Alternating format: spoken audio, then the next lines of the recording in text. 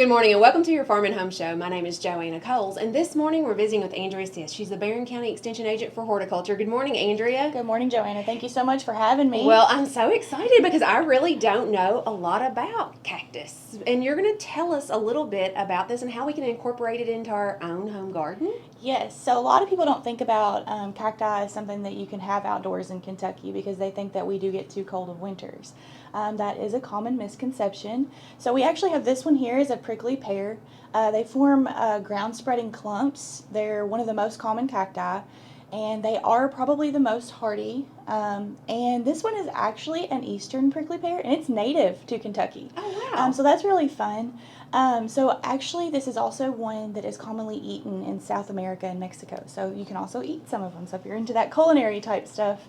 For real edible landscape, yes, right? Yes. So then we have some. The Cholla are another type that can be grown outdoors here in Kentucky. They are most commonly found in the Southwest. But they are a tree type, so this is actually a fairly small one, and they can grow very fast, but they prefer a dry climate. So if we do get too much moisture, some people will put like tarps or stuff over them to keep them from getting too wet in the winter, but that kind of helps. Andrea, this one looks a little bit more vicious than some of the Yes. others. So it has clingy spikes, and that's actually what helps it to propagate. So it sticks to animals and things, and then it'll drop off, and then it'll sprout new plants all over. So this one loves sun, and it does best along a south wall or a south-facing wall. So that's one. These two can actually be grown outdoors. But then we're going to talk about these little guys.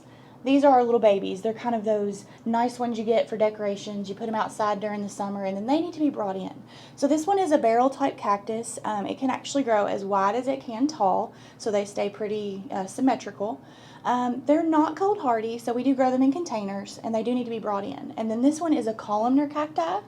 It is the most commonly recognized right now. This one doesn't have his little arms yet, but that's the kind you think when the desert and they have the arms. And so they can actually grow up to hundreds of feet tall. But these guys don't grow outdoors here. You got to take them in.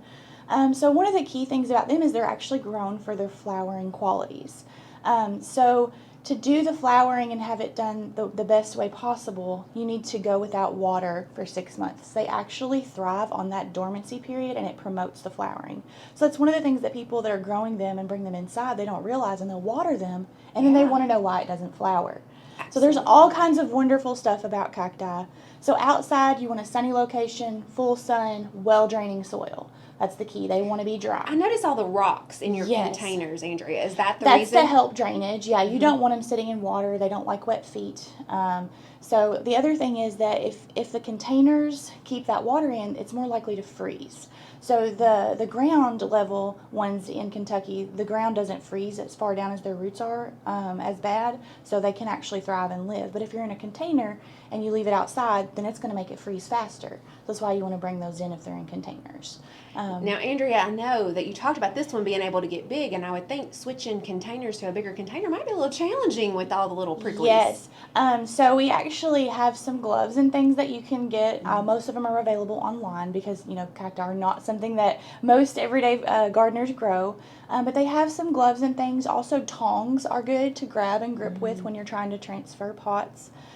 So it's a challenge, but it's fun. It's not maybe something I would say to start with, but if you're looking for a new challenge as a gardener, this is something you want to look at. The flowers are beautiful, and it's something that it's nice to challenge and see them come on later in the season, and it's a very patient-driven gardening technique. You definitely want to be patient if you want to do cacti. That's probably why I've never had them, Andrea. But these are really pretty because they even have like little colorful pricklies. Yes, there's so many different varieties of cacti that it is amazing to me. And the people that really get into them, they can tell you what you have when you point at them. That's awesome. And I'm just now starting to learn a little bit about them, and it's been amazing. Well, thanks for sharing the information with us. And if you have questions, contact your local extension office. Thanks for watching, and have a great day.